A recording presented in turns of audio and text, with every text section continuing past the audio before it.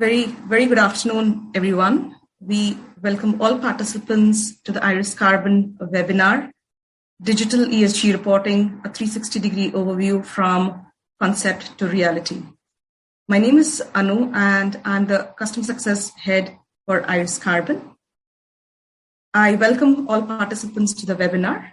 Just a few housekeeping announcements before we get started. All participants are on mute.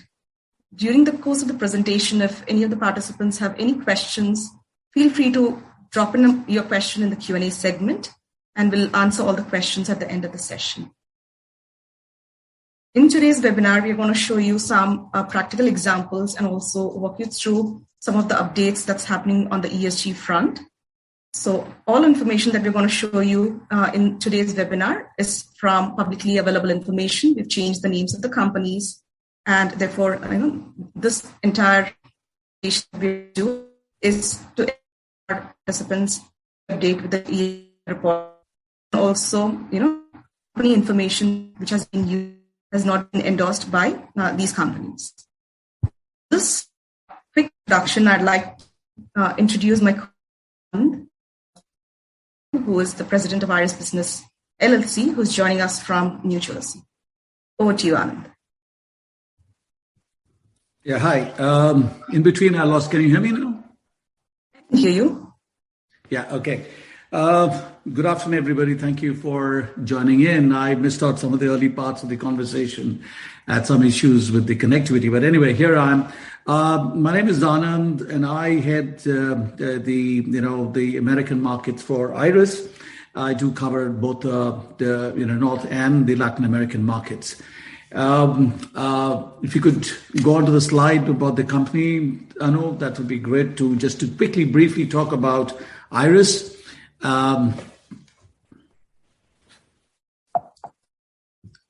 Iris, could you take on to the third slide, Anu? Yeah, the slide is about Iris, Anand. Oh, I don't see it at all. I'm sorry about that. There's some problem with my connection. Anyway, so the quick background about Iris. We are one of the leading RegTech firms in the world. We are in 40 odd countries. We have over 1.5. We have done over 5 million filings, 1.5 customers across the globe, and we have solutions across the XBRL supply chain, building solutions for regulators to collect data on one end, and then to also build solutions for reporting entities to generate the XBRL or outputs in specific data standards like SDMX and so on and so forth, especially in the banking and insurance sector. In today's session, we have three panelists. Madhu Matthew, of course, from Value Reporting Foundation. We have Michelle from XBRL US and Rohit, who is going to be demonstrating one of our products called Iris Carbon to show how we can quickly tag an ESG report into using the SASB taxonomy. To start with, Michelle will be talking about how XBRL has been changing the landscape in digital reporting and what value it brings to digital reporting. Michelle is she's with the XBRL US and manages the education, marketing, communication, outreach efforts at XBRL US. She has been instrumental in bringing XBRL to a number of regulators in the US market, having worked with SEC and several of the other federal agencies in the US. And of course, she supports XBRL US in reaching out to the community, both from the filer perspective as well as the software vendors in the market who are providing software solutions in the market. We have Madhu from SASB, or Value Research Foundation. Madhu is the Director of Technology for Value Reporting Foundation. He leads technology initiatives that support the VRF standard research, stakeholder engagement, and market adoption. He's been working closely with XBRL US in the adoption of XBRL and in the development of the taxonomy, which SASB has now released for market consumption. Before joining Value Reporting Foundation, sorry about that, Madhu was with Accenture, and he is an alumni of Kellogg School of Management, having completed his MBA from Northwestern University. At the end, we have Rohit, who will be talking about the product. Rohit is an MBA in finance and has been working with IRIS for over 12 years now, looking at providing support to filers in the creation of the XBRL and iXBRL documents and helping them with the tagging process. And he's been working both in European as well as the US market. To start off with, I will hand over the stage to Michelle to start a presentation, and then we will definitely close this session with the Q&A. After Michelle, Madhu and Rohit will join in to present their pieces. Anu? Great, thank you. Thanks so much, and thank you to Anu and Rohit for inviting us to speak today. Obviously this is a really important topic, and IRIS has been a strong XBRL US member for many, many years and has worked with us on lots of different projects, including this one, and lots of different programs. So we're very happy to join you all today. So as Donna was explaining, I'm with an organization called XBRL US. We're a nonprofit standards organization, and we strongly believe that if data is important enough to be reported by businesses, by governments, by other entities, that it should be prepared in machine-readable format.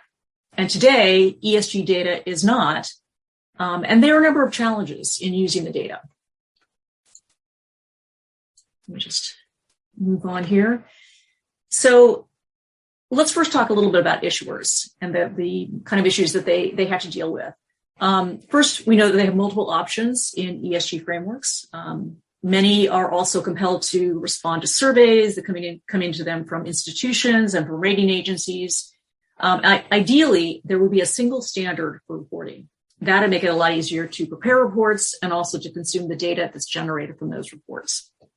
And the good news is that ESG standards organizations like the Value Reporting Foundation, and Madhu is going to be talking about this a little bit later, formerly called SASB, Sustainability Accounting Standards Board, is working very closely with global regulators to create a global baseline standard. So that is really, really great news. And while every entity may not rely on a single standard, a global baseline will help regulators and issuers have the same foundational elements. And when needed, they can add on additional elements specific to their geography or to their industry. So the second issue for issuers is that ESG reports have a lot of audiences, from rating agencies to institutional investors, researchers, public policy setters, corporate filers, even their own employees are really audiences for the reports that they need to generate. They also need to be able to tell their own story. And that can really vary depending on their geography, their industry, even their customer and employee makeup. And I think the biggest challenge for issuers right now really kind of has nothing to do with standards, but it's that ESG data collection is still in its infancy. While big global organizations may have processes in place already to collect a lot of this data internally, small companies really don't. And they may have little infrastructure in place to consistently, easily, and accurately collect ESG data. So I think those are some of the big issues that they're facing today. From a user standpoint, we often find that they need to hunt for ESG data in different locations. It may be on the employee website, maybe in an ESG report, maybe partially in a financial statement. We also see that a lot of ESG reports make heavy use of graphical illustrations and narrative, and that makes it very difficult to automatically extract that data out of those reports when someone needs to do a trend analysis or a comparative analysis. Users are also interested in correlating ESG data with other data sets. And, this can be very challenging given that ESG data is not structured and it can't be commingled with other data like financial performance data, for example. Data in ESG reports can also often be inconsistent, quality can vary, and then, of course, it's not available in machine-readable format, even though lots of financial statement data is. So to take a look at some of these issues, we formed a working group at XBRL US to investigate the challenges. And our aim was to identify considerations for regulators as they move forward down the road towards more digitization. Members of the working group range from SEC filers to governance and IR professionals. We also have people from the investment community and software and data providers. And our final deliverables are to be a final report about our key considerations. And I'm going to walk through a few of those right now. And we've also generated some ESG reports. So some actual XBRL reports for ESG. So just to kind of level set, I think it's good to take a look at like what is a standard. And I think of standard as a way of taking an existing common practice or process and making it more efficient by establishing an agreed upon norm or way of conducting that process. Two good examples are the UPC code, shipping containers. Data standards are very much the same way. They take an existing process for collecting, reporting, and databasing content and make it more efficient. So the XBRL standard is open, non-proprietary. That means that there are no licensing fees associated with its use. It's maintained by a global nonprofit standards body, and it's used by lots of different entities, not just here in the United States, but worldwide. So let's go back and think about our challenge slide again and talk about some of the specific issues that data consumers and preparers are facing today. So let's think about how automation can remedy some of these challenges. So ESG data can be rendered machine readable by preparing it in structured machine readable format. And that structuring is used to embed information, which is basically facts about the data, into a single fact, and then transporting that metadata along with the data point itself so that it can be easily, unambiguously dropped into a database. So we can look at this table and we know, looking at this value 1.2473, we can figure out what that represents. But to a computer, it's meaningless. But when information or metadata is packed around that value, information like the label, it's average retail gas rate, it's residential, it's in US dollars for the period 2019, it's for a particular reporting entity. When that information is packed around that data point and it's received by a computer, it can automatically understand it.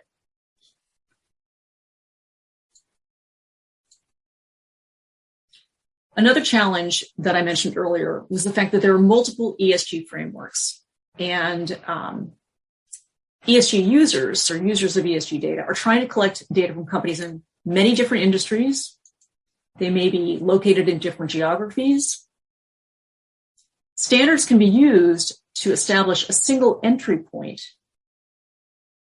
so that an issuer can select the industry that they're in, the geography that they're in, and be able to report information along those lines. There may also be some baseline elements, and this again I think is what Madhu is going to be talking about a little bit later, those foundational elements that may cross all industries and all geographies. This structure is available by developing an XBRL taxonomy, which could serve as a single source for all corporate ESG reporting, but that allows for differences based on a variety of factors. ESG reports often rely on graphics. And a picture like this one that shows the decline in the use of both energy and water from 2018 to 2019 tells a really good story for this particular reporting entity, but the facts themselves are not captured. Through automation, these data points can be actually hidden in the report, embedded, so that they can be extracted by computer, but not actually visible to the human eye. So in this example, and this is looking at an SEC report, going directly to the SEC's website, the company has reported something called a central index key, which the SEC assigns as an identifier to each reporting company. It doesn't physically appear in the report, but it is still there. And you can see it here in this viewer that the SEC makes available. So a computer that receives this report could grab the CIK automatically because it's there, even though it's not visible. The same can work for graphical depictions like this. These bar charts could be represented by hidden facts that are embedded in the report itself. That's obviously a lot better for an analyst than trying to guess what the bar charts represent and then keying them into a spreadsheet. We also see ESG reports with lots of different types of data. Like in this example, this is looking at millions of pounds.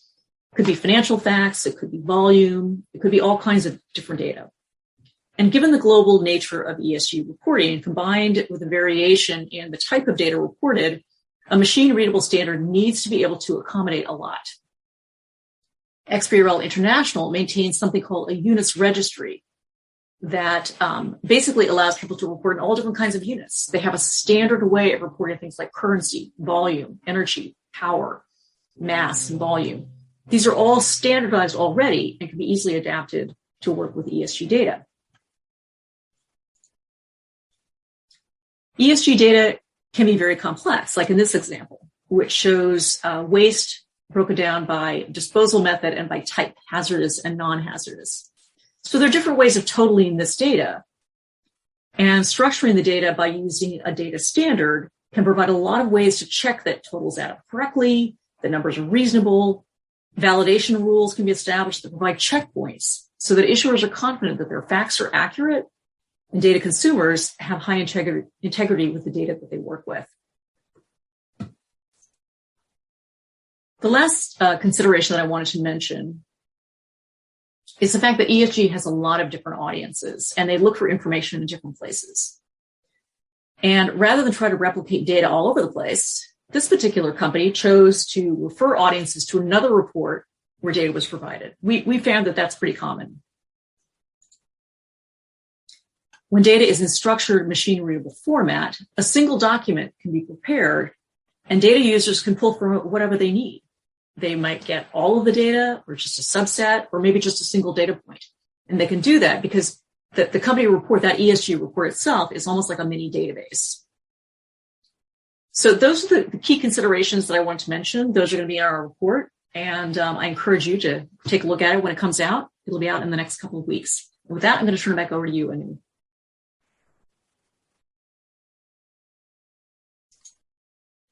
Thank you. Thanks, Michelle, for kind of setting the context on how XBRL and machine-readable data is going to kind of help ESG reporting. I now invite our next speaker, Madhu, to take forward the next presentation. Over to you, Madhu. Thank you, Anu. Thank you for inviting me. And thank you for everybody on the line today participating. Very, very excited to kind of present SASB standards and what we've done. And let me begin by sharing my screen here.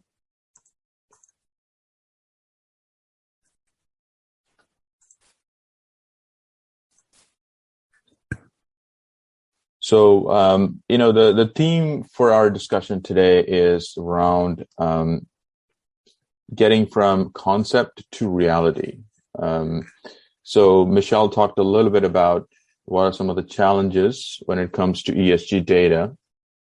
And today what we're going to talk about is how do we get to a good future state where, all those challenges we overcome and we are able to analyze the ESG data to be able to make decisions, right? Understand the risk, make decisions, and then that turns into good capital allocation and good investment outcomes. So I will talk a little bit about, provide an overview of ESG, why SASB standards, what are we doing in that space. Then I'm going to start going down specific details about the chemicals industry. So we'll spotlight chemicals industry, and then we'll talk about how XBRL taxonomy will help us collect data, how it'll help us compare and analyze data to get to good outcomes. So the theme is very much concept to reality, and towards the end, Rohit will actually demo, data that's been collected from companies who are actually today reporting using SASB standards. So like Anu mentioned earlier, these company names have been anonymized, but this is actually real data that's been published in the public domain. And they've not been endorsed by the company themselves, but the idea here is to kind of provide you a sense of how that data transforms into reality and how that drives decision making. So let me get started. A little bit about ESG. What is very striking today in the market is that intangibles, that is now by far the biggest component of valuation these days. So by 2020, you can see the graph has almost reached 90%. I mean, in terms of the components of S&P market value, 90% of that is intangibles. This means value is tied to customer loyalty, intellectual property, your license to operate in the society, and so on and so forth. So if you have a high ESG event, like a major safety incident or a major ethics scandal or a major pollution event or resource shortages, this could have profound impacts on the valuation of the company. And investors are increasingly worried about that, and investors are increasingly taking this into consideration when it comes to investment decision making. And ESG factors like this can actually be kind of a forward indicator of performance and risk. So the point I'm trying to make is ESG is now becoming very critical when it comes to analysis. So that is now translating into increased investor interest, increased investor focus. We have seen many more investors signing up for, responsible investment. They are becoming signatories to the PRI investment principles. And we are seeing more and more assets under management that consider ESG issues. So where does SASB standards fit in, right? So we like to say SASB cuts through the noise.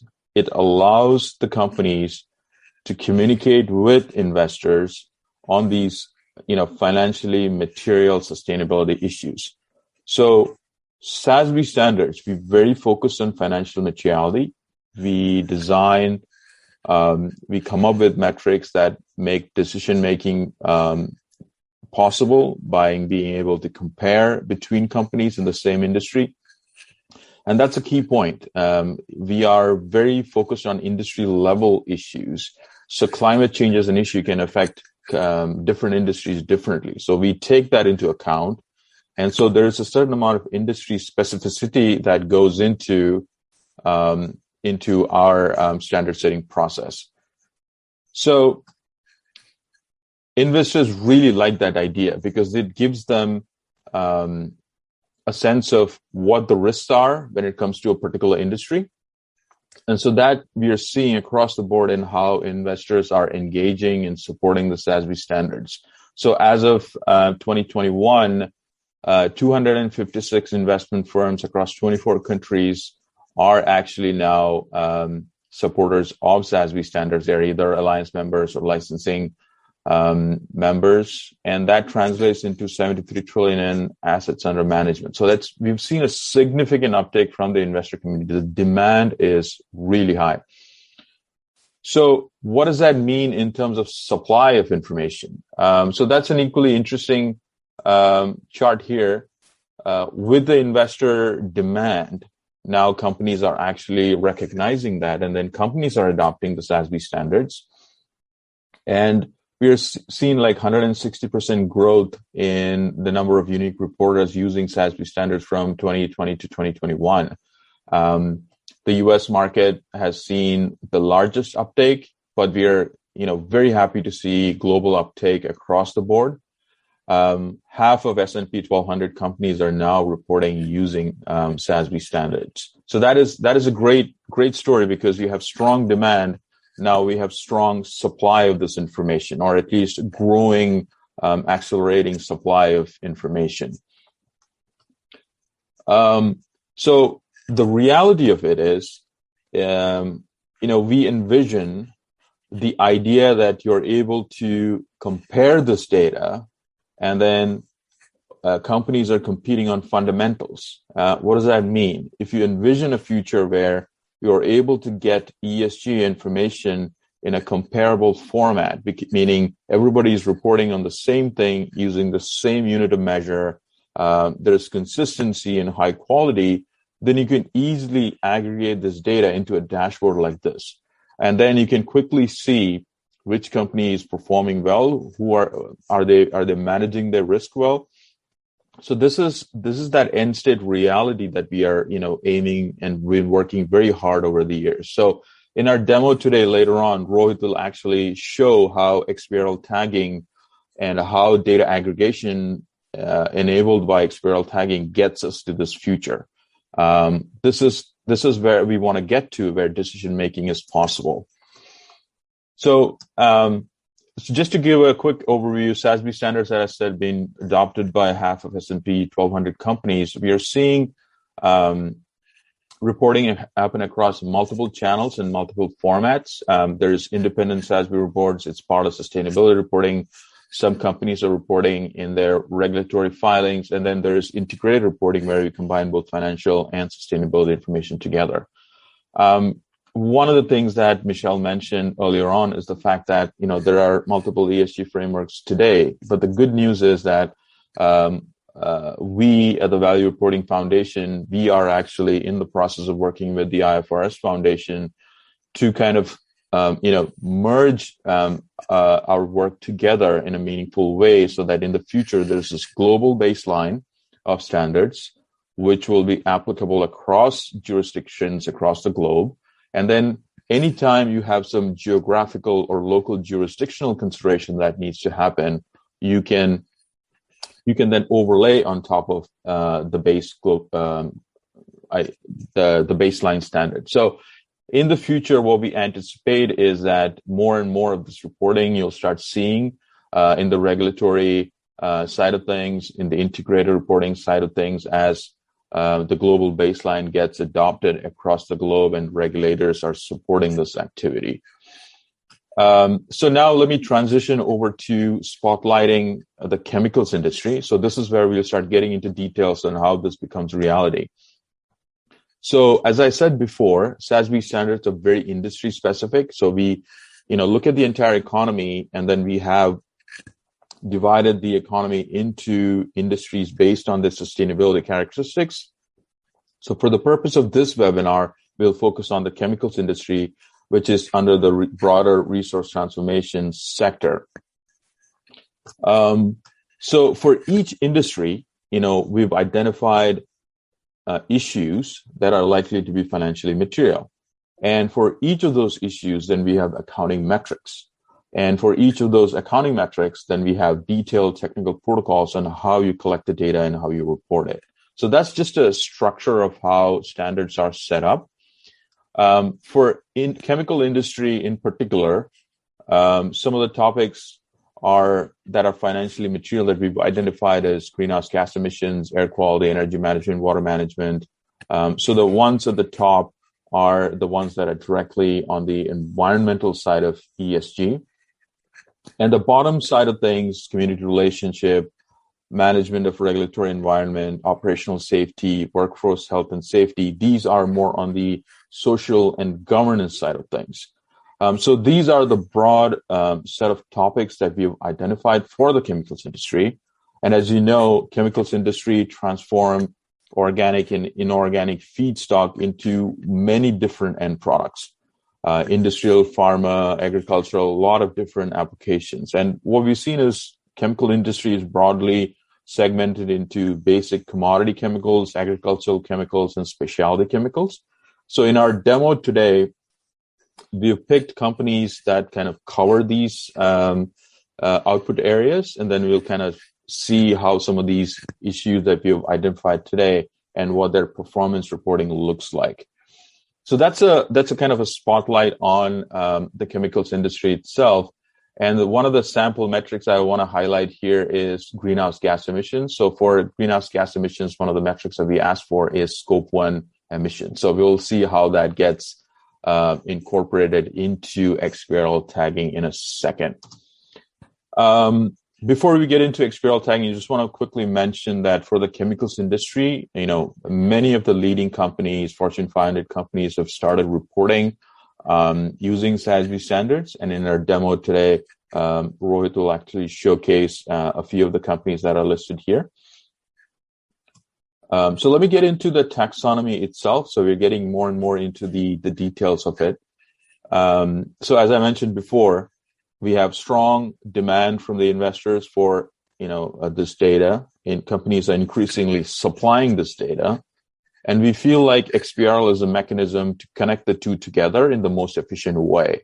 Like Michelle mentioned, when you have a data point and along with it, if we are supplying all the metadata associated with it, then it becomes easy for machines to consume it, understand it, and then aggregation becomes very, very easy. So that's the future we want to get to. Today, what is happening is there's a lot of scraping and human intervention required to collect this data, transform it into a database, and then make it available for in terminals and other analytics platforms. So it's an inefficient process today. Hopefully in the future with XBRL infrastructure, we'll be able to get there. So as we get into the details, I just want to highlight how the SASB standards are organized to kind of give you a sense of the taxonomy. So if you look at the chemicals industry, the sector is resource transformation. We have a code. Industry is chemicals. The CH is the code for the industry. And each industry will have one-to-many topics. And the example here is the greenhouse gas emissions topic. And each topic will have one-to-many accounting metrics. So A.1 indicates it's the first metric for that topic, and .2 indicates that's the second metric. And when we've designed the XBRL taxonomy, we've taken the same approach and the same taxonomical structure. So the XBRL side of things mirrors the exact, structural format that I showed before. So for greenhouse gas emissions, we have a topic, a block there, and underneath that, you will have the metrics where you can tag your global and scope emissions. So how does this translate into an actual report? So this is an example from DuPont's sustainability report where they have actually reported on scope 1. So in reality, what happens is if DuPont decides to tag this report, they can easily do that. And all they have to do is, use a software provider like Iris Carbon or anybody else in the market, bring that report into their system. And once the system has the SASB taxonomy in place, all they have to do is right-click and apply the tag, and there you go. The inline XBRL format that is kind of widely adopted today makes the document both human-readable and machine readable at the same time. So the document will kind of look like how it is today, but behind the scenes, it has all the XBRL tags necessary for a machine to aggregate this data. So that's that future vision we are trying to get to. So in conclusion, what I would like to say is we are very much supportive of the work that XBRL US is doing to get us to a state where ESG data is machine readable and widely available to anybody and everybody. So that's the future we are aspiring to get to. And on our website, you'll find the latest information about our XBRL effort. So I encourage all of you to kind of take a look. There's a way to contact us if you need further information there. And I'll pass it on to Rohit now for sharing the demo side of things.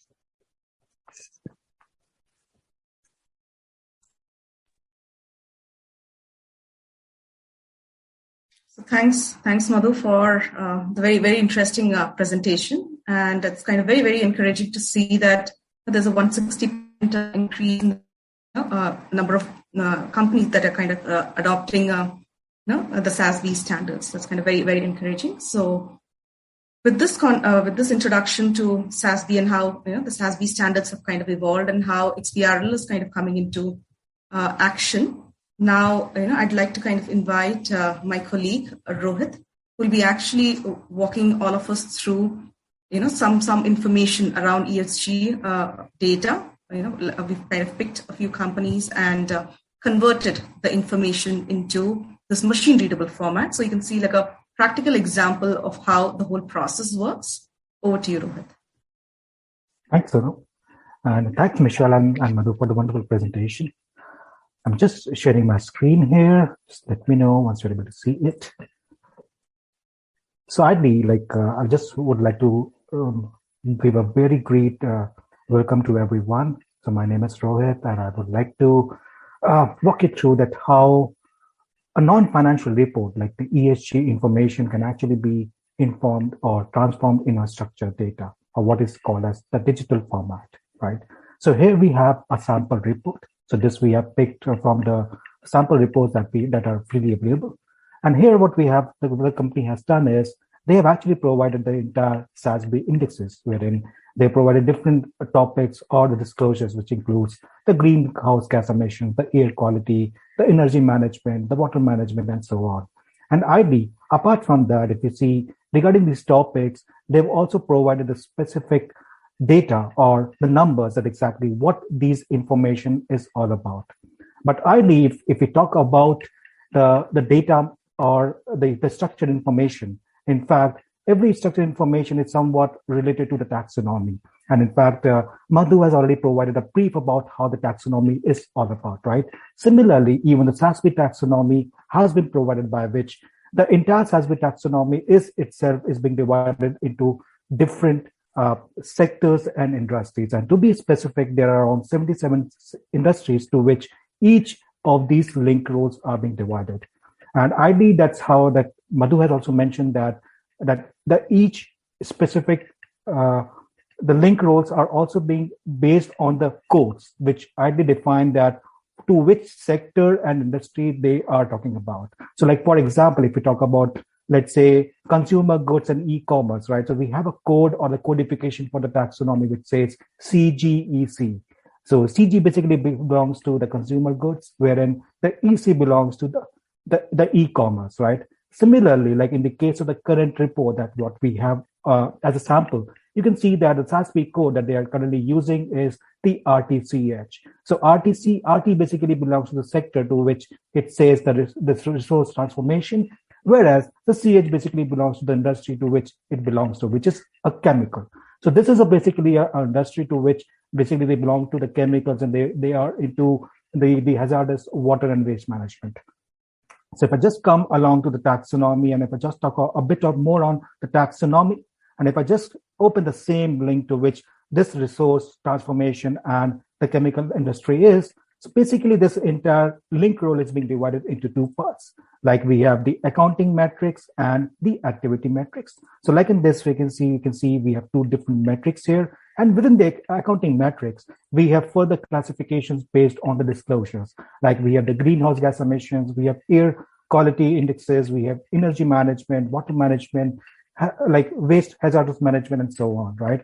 And similarly, like if we need to pick any of the concepts that needs to be applied to these numbers, ideally we need to define that specific element from the taxonomy itself. So for example, if in the current example, if I just pick that, if I need to tag the information for the global scope 1 emission, and this is the number to which I need to report. So what I need to do is, again, like in the case of the source code that is being provided as the RTCH 110A1, which actually means that this is being belong to the first category or the first metric of the green emissions. And if I just open this link, it will give me the same element to which it says the global scope emission 1. So this is the element which actually I need to put in as a data point to this number. And that's what I can just do, that I can just simply select this element from the taxonomy. I can select the number from the report. And of course, apart from this, there are a few other attributes which needs to be associated to this number. And the first attribute is something about the scale. So scale basically means that whether what exactly this number represents, whether it represents in the millions, billions, thousands, or it's in actuals.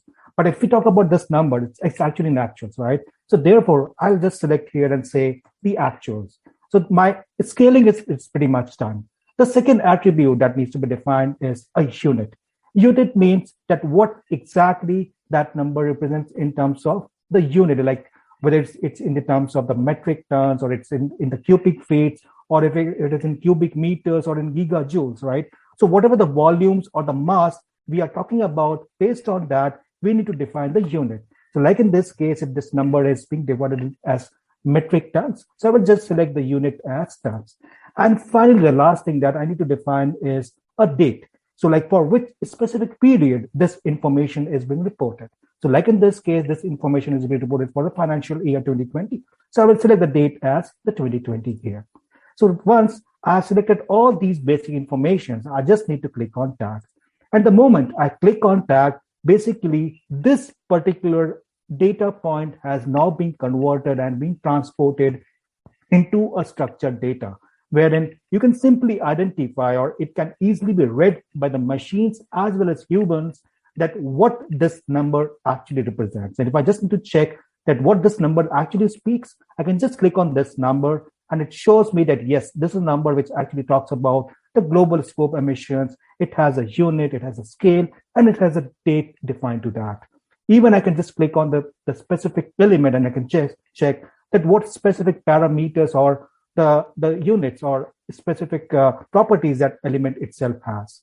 Similarly, if I just need to check that what other things are being defined by the companies, like in the case of the total energy being consumed by the companies, in the case of gigajoules, or how much energy they are generating by themselves.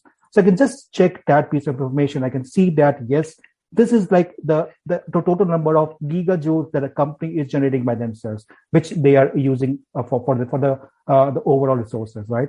So that's how the entire information can actually be transformed into the structured format. And I can see here, like all the numbers have already been captured. Like once this entire information is actually being done into the structured format, the next piece that we need to do is, like, of course, everybody would be interested to see that how this information would actually look alike, right?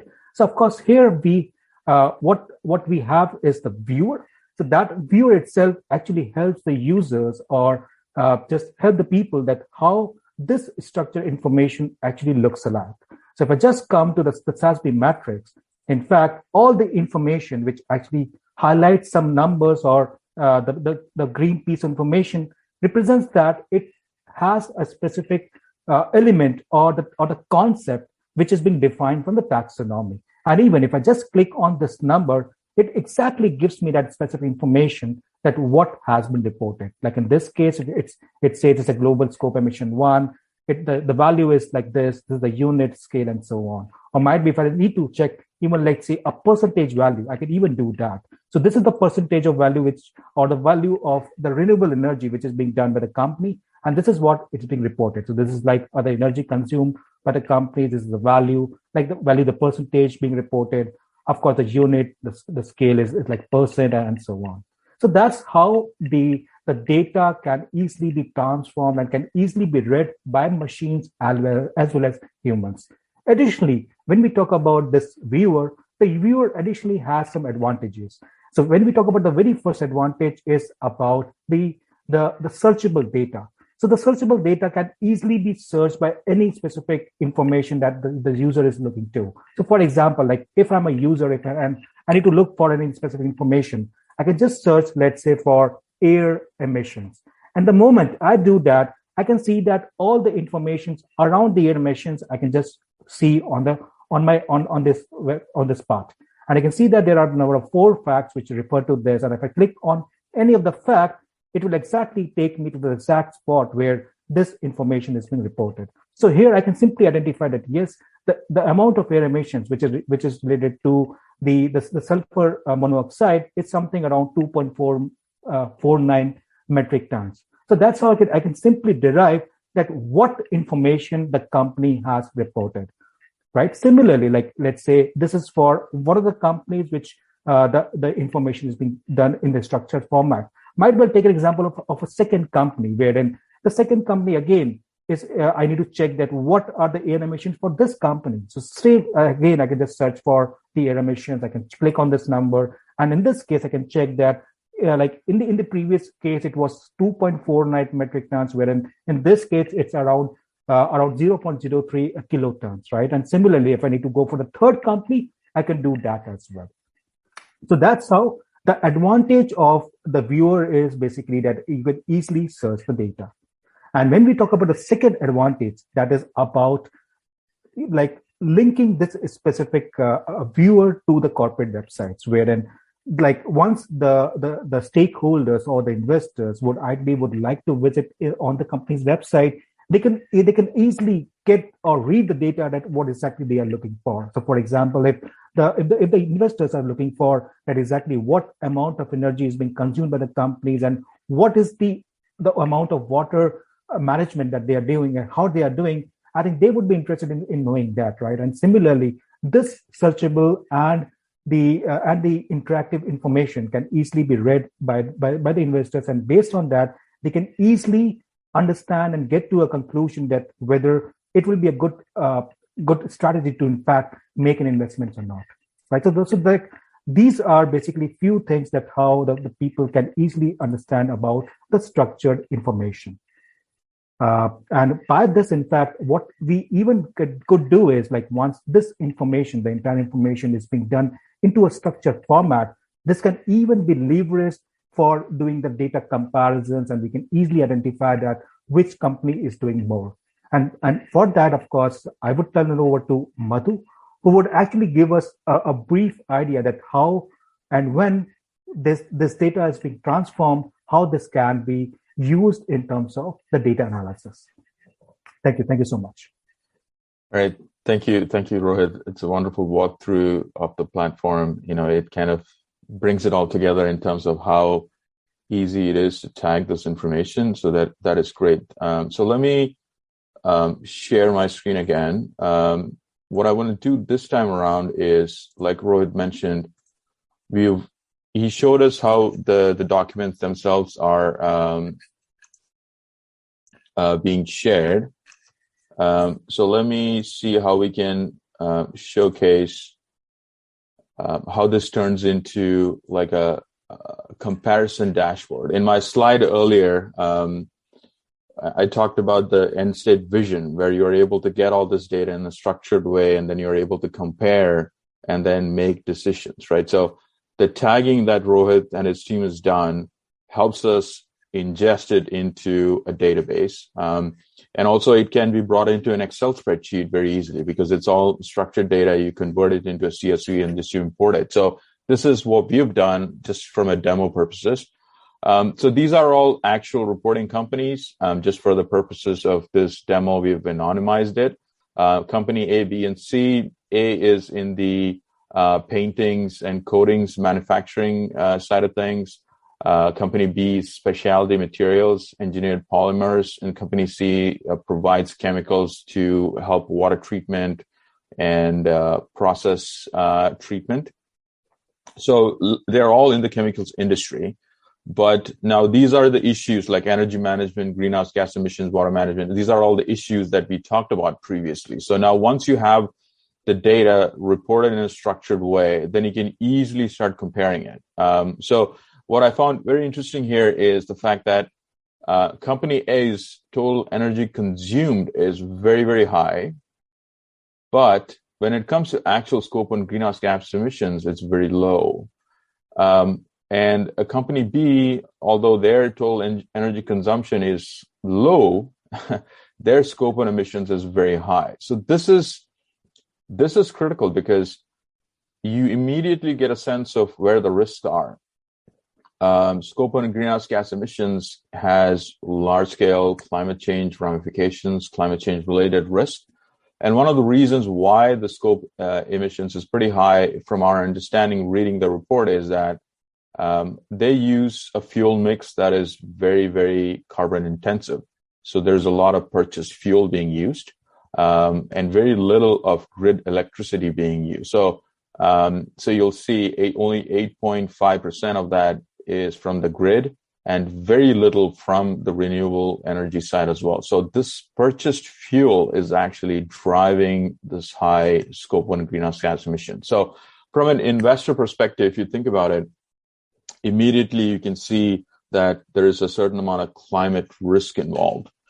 Again, similarly on the water use, water withdrawn, you can see that this is extremely high compared to the other companies. But on the positive side, though, the company is drawing water from, perhaps less water stressed regions. So in a way that is okay, perhaps, but when you compare it and you try to baseline it, you still get a sense of the differential. So again, that's another way you can start comparing and analyzing risk. Again, on the waste generated side of things, you can see that company A, for example, is really doing good in terms of how much they're able to recycle. Again, that reduces risk when it comes to adverse events happening or how they manage their waste stream. So again, this kind of coming back to the idea of concept to reality, we started with the idea of creating standards and metrics that help you consume ESG data in a way that is decision useful and comparable. And now that companies are beginning to report it, we are hoping that the structured reporting using XBRL tags gets us to a future state where these kind of dashboards are easily constructed, or the data is available across the market for anybody and everybody, so that decision making and capital markets kind of move forward in a way that is beneficial, that's taking into account ESG risk along with financial accounting risk. So hopefully that made sense. Again, kind of going back to the idea of concept to reality, it's very exciting to see companies like Iris Carbon and XBRL US helping the ESG marketplace mature and get to a point where it is at the same level and importance as financial reporting, right? So integrated financial, non-financial ESG information together in a structured way, that is the future we're aspiring to. And I seriously thank you for inviting me today to be able to share this information with you, and for all the hard work, Rohit, for putting this together, being able to analyze the data and kind of bringing it all together. Thank you. Pleasure is ours, Madhu, to have you, Michelle, and everybody participate in this webinar. So in fact, this gives really a 360-degree overview of how this whole reporting around sustainability and non-financial reporting is going to kind of shape up. I think huge kudos to both you from SASB and also XBRL US, who's kind of come together in order to kind of put the taxonomy out together, which is also available for public consumption. We really hope that this takes off in a very, very big way. So many thanks to the both of you for giving an overview and a holistic picture of what companies should start expecting, and the direction in which the whole ESG reporting is going to go forward. So with this, we actually come to the end of the presentations. If any of the participants have any questions, feel free to drop a message in the Q&A segment, and we'll be happy to take up any questions that you may have.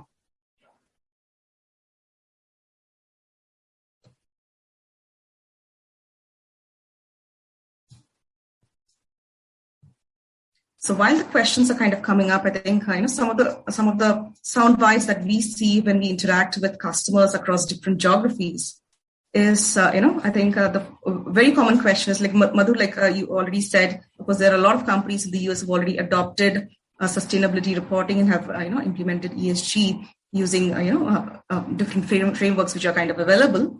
But still, there is like a huge segment which is the mid and the small size companies across the world. So if companies were to kind of start a little early on, what advice would you give to companies? What is that they should kind of watch out for, and where should they kind of even start off? So that's something that we actually get to hear a lot. But I think you're the best person to answer this question. Yeah, definitely. I think that's something that we hear quite a bit too. Where do we begin? and how do we get there?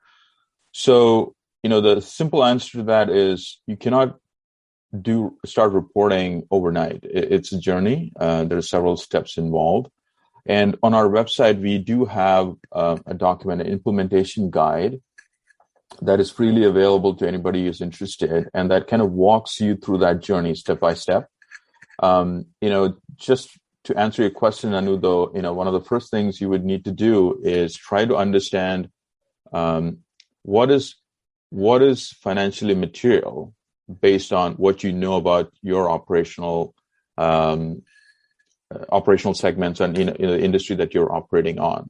So that is a basic analysis that you would do to identify the kind of issues that are likely to impact.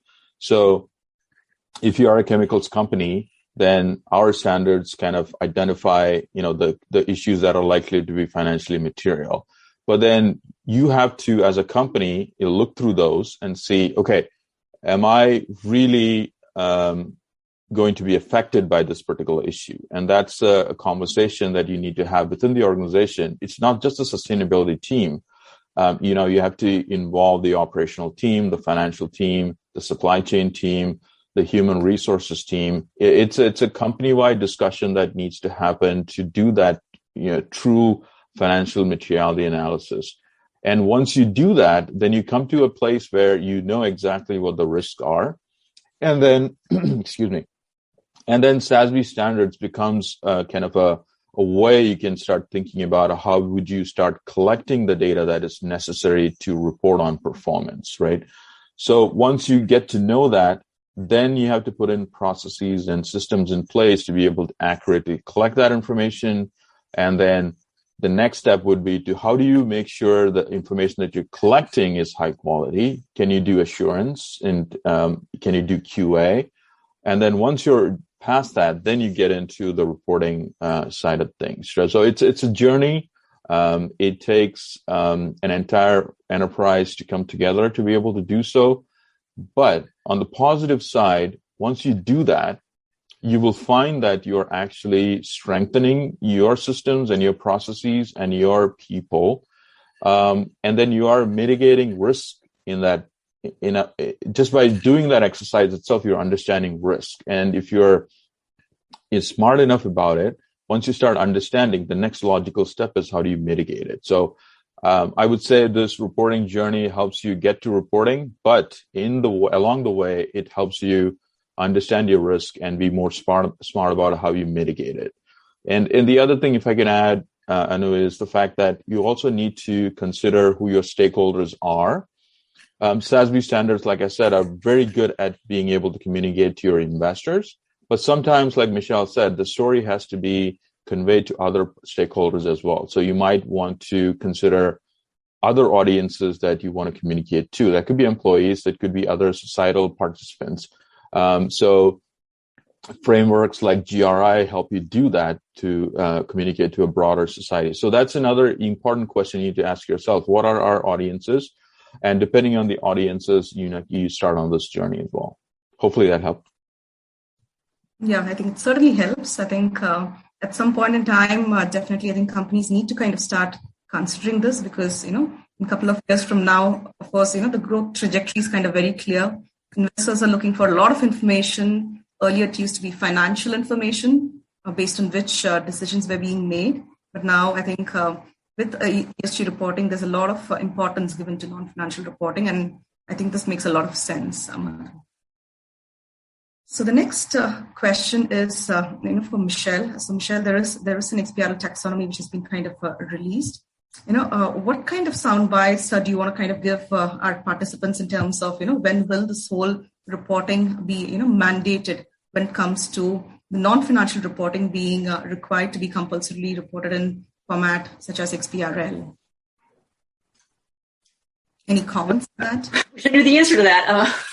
I think, what we're hearing is that, and Madhu, you may have more updates on this as well. We're hearing that the IFRS Foundation, they've established the International Sustainability Standards Board, which is tasked with developing the initial set of standards, I believe, by June of this year.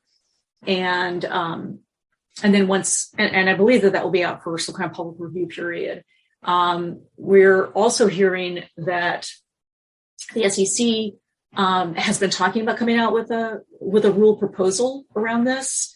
I have heard, from some people that it may be a bit more general and not prescriptive in terms of what standards to use. Although we do believe that the SEC is probably going to be moving towards the ISSB front, which, my understanding is probably going to be based on the Value Reporting Foundation taxonomy that was developed by Madhu and his team. So, I think in terms of actually a mandate happening and when companies will begin to have to comply, certainly here in the United States, it'll probably be a couple of years down the road. But I think there's a lot going on in the meantime that's moving us in that direction. And Madhu, maybe you have more information on that. Yeah, absolutely. I think agree with what Michelle just said. As you know, the formation of ISSB under the IFRS Foundation is a huge milestone, and the first set of exposure draft standards are expected to come out in around June. So that standard will actually incorporate the SASB standards that we just talked about. So you'll have that industry level specificity. But on top of that, you will have a thematic set of metrics as well. So things that the TCFD framework recommends, right, for climate change related disclosure. So TCFD talks about, how are you strategizing when it comes to climate change? What does your strategy look like? What does your risk management look like? What does your governance process look like? And how are you managing your targets? So that thematic layer is also expected to be part of the ISSB standard. So you'll have thematic layer, and then you'll get into this industry specific layer where the SASB standards will get incorporated into. So the taxonomy that we have built is kind of a good way to kind of bringing that into the future ISSB taxonomy as well. So that's the roadmap that is planned for. With the IFRS Foundation, as you know, it is globally recognized when it comes to the financial accounting side of things. I believe there are like 160 plus jurisdictions that utilize that. So the exciting news is the fact that, ESG truly becomes global once we are within that IFRS due process. So once the IFRS due process completes and we are able to get broad uptake from those 160 plus jurisdictions globally, then we are getting into a state where this gets mandated by regulators as required to be reported alongside financial information. So to get down to specific timelines, I'm not sure what the timeline would look like, but the focus for ISSB right now is to get the climate standards out. So that'll be, the first set of priorities. And our hope is that with the global regulatory support, we'll get it into some kind of a reporting requirement in the 2 to 3 years, perhaps, or maybe sooner than that. Climate change is rapidly affecting several industries as we speak. So there's a certain sense of urgency. We are seeing increased activities in European Union. We are seeing uptake in the South American, Central American market. SEC, like Michelle is saying, is actively involved thinking about this. So there's a sense of urgency. There's movement happening, and hopefully in a period of time, XBRL tagging is kind of reality. In most of our discussions that we're having, we are taking the idea of digital first, meaning along with the standards release, we are looking to provide the XBRL taxonomy alongside, so there is no time gap. Everything is together. A digital first approach is what we're hoping to do. Thanks, Madhu, for giving the holistic picture of what's the future, which clearly seems to be the digital session, a digital way forward. So I think we've kind of a little exceeded the time, but thank you for... One more question, Anu, from Anne. If you could address that, that would be great. I had some questions. We shall set that aside for the next session separately, but I think let's address Anne's question. And that's an interesting one. If you could take that. The question is, do the panelists recommend any ESG report vendors that are best for helping companies optimize their reports and utilize XBRL? I can jump in on that, Madhu. I mean, it's certainly, Irish Carbon, we're here to, you've seen what their application looks like, and there are a number of XBRL providers. We don't recommend anyone per se, although we do suggest that you look to providers that are members of XBRL US, because we try to make sure that everybody has the most current information about, initiatives like this, like ESG and other programs for the SEC, things like that. So, you can look at our website and see a list of members there. And then certainly, I think it's great that you've been able to see how an ESG report can actually be built through Carbon. And I've used Carbon myself for many, many applications. So. Yeah. So thanks for picking up that question, Michelle. In fact, I think the perfect answer was actually on my next slide. No, hold on, Anu. I think more questions. Madhu could talk about if there is any, like for XBRL US, there are a number list of members who can provide support. There's Anne's question also addresses report vendors. So ESG report vendors. How could VRF, Value Reporting Foundation, SASB, help companies identify vendors who could help them build out and plan out this journey? As you said, this could take time, and that would also be. Is there any information about that in the SASB website? Oh, I see. Thanks for asking that question. So there are several reporting companies. So when I say reporting companies, I need to explain what that means.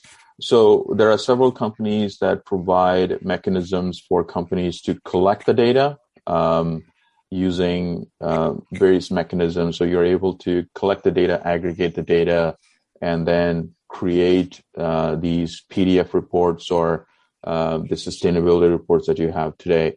On our website, we have a section where we kind of list providers that have actually licensed this information and integrated SASB into their reporting platform. So that'll be a good resource to go to. There are several software providers that have done integration of our standards and metrics into their platform. So that could be a good resource. But also, I just want to clarify that once you have collected the information, and if you are trying to report using XBRL and then apply the tags, then companies like Irish Carbon or many of the other vendors that are in the marketplace can also be helpful. So there's that reporting data collection side of things, and then there's the XBRL tagging side of things. So cited separate, but there are some companies who bridge both worlds as well. So our website does list some of those. Okay, so thanks for that information, Madhu. I think that's kind of useful for companies out there who want to get started with ESG reporting, whether from a reporting perspective. Of course, structured data comes much later. However, during the whole presentation, like we saw, right from the concept to reality, the benefits of actually moving to standards are immense. And when it comes to moving to structured data reporting, like XBRL and XBRL, like Rohit just showed, the advantage is that, the information that you're kind of reporting becomes much more, accessible, available for, various stakeholders and, investors being the most important, people at this point in time who are looking for information. Not just that, I think any analyst tracking your company, once they look into your sustainability information in a format like XBRL, information is going to be available to them with like a click of a button. So that's kind of very, very powerful too. So if you're looking forward to kind of, see your sustainability information in digital reporting formats like XBRL or iXBRL, feel free to write to us at info@iriscarbon.com, and we'll be very happy to assist you with your new journey, not just which is the journey after ESG reporting, which is the shift, the transformation to data reporting, standards or formats. And if you've missed the introduction of who we are a company who's fully specialized for XBRL, iXBRL, and data standards. We are a RegTech company, and we specialize in the data reporting standards, and we operate in over 40 countries. So XBRL and iXBRL is what we do day in and day out. We help regulators implement XBRL as the data reporting standards for enterprises, companies, and anybody who wants to kind of create XBRL and iXBRL formats. We help with solutions, technology, and services. And of course, we are very, very passionate about the use of data as well. So that's where the analytics part of XBRL and data comparisons, peer benchmarking, all of that comes in. So we are able to kind of help enterprises, regulators, and also users of data with a complete supply chain of information that they need. As an organization, we are also members of XBRL International, XBRL US, XBRL Europe, and XBRL South Africa.